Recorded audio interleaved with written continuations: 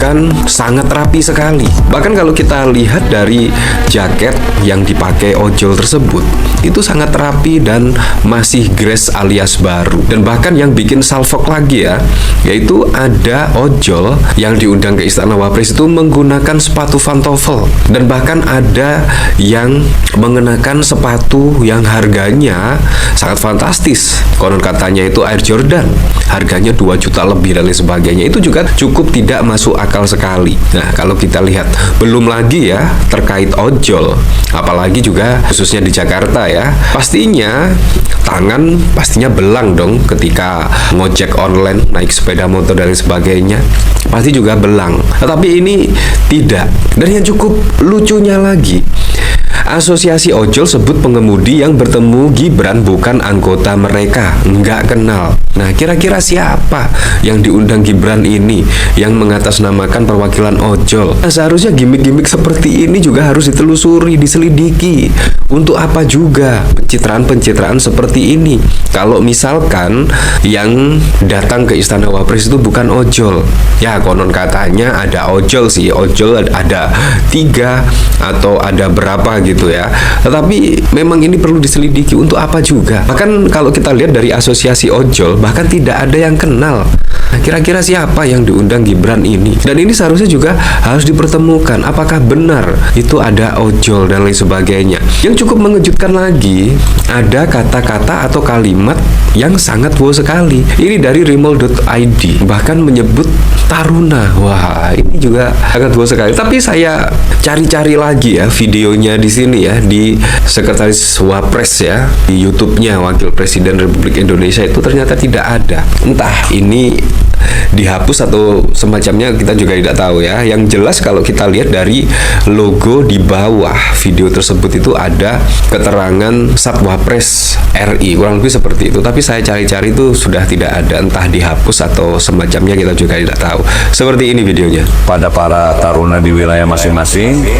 Nah, di sini ada pada wilayah taruna masing-masing, ini kan juga sangat bos sekali ya. Ini dikomentari oleh DS Yanti.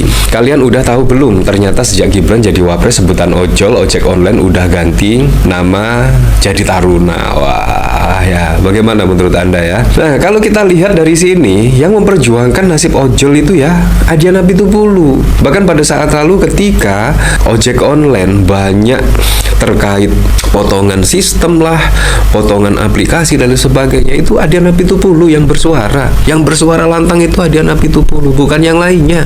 Nah, tetapi tiba-tiba pencitraan, mengundang perwakilan ojek online dan lain sebagainya. Semoga sajalah masyarakat itu cerdas, masyarakat cerdas terkait pencitraan-pencitraan seperti ini. Kalau pencitraan seperti ini masih laku pada Pilpres 2029, ya saya juga tidak bisa ngomong apa-apa lagi ya.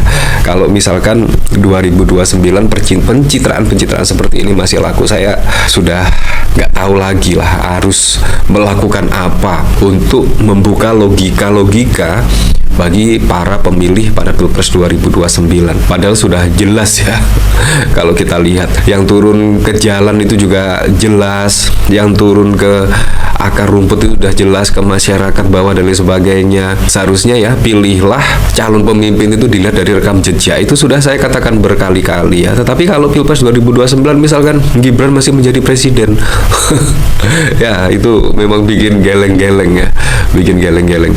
Ini dari gesuri.id ya. Adiana Pitupulu, sistem potongan dan langganan pengemudi ojol merugikan dan tidak manusiawi. Itu sudah dilakukan oleh Adiana Pitupulu itu pada bulan Mei yang lalu. Bayangkan, sudah sangat lama sekali, bulan Mei. Tiba-tiba Gibran mengundang perwakilan ojek online dan bahkan langsung diberitakan sangat masif sekali. Nah, teman-teman, kembali lagi di channel ini. Jangan lupa subscribe dan komen agar tidak ketinggalan informasi lebih lanjut serta informasi-informasi terbaru yang kita sampaikan.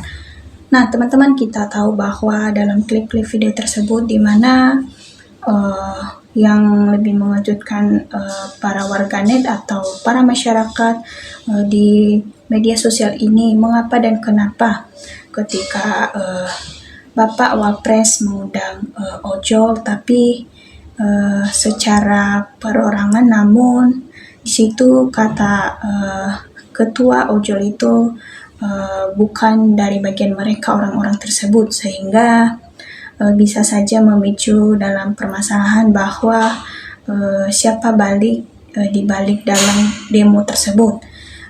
Sehingga para netizen menduga-duga atau mungkin Gibran ini yang melakukan aksi di balik demo sehingga membuat kerucuhan seperti ini di kalangan demokrasi ini. Nah, di sini kita akan membacakan beberapa komentar atau inspirasi dari masyarakat mengenai tentang pendapat mereka dari Wapres ini. Di situ menurut Benny Batmonmoli, di situ bapak dan anak sama saja membangun. Bapaknya bikin reuni alumni abal-abal dan anaknya bikin pertemuan dengan perwakilan ojek online abal-abal.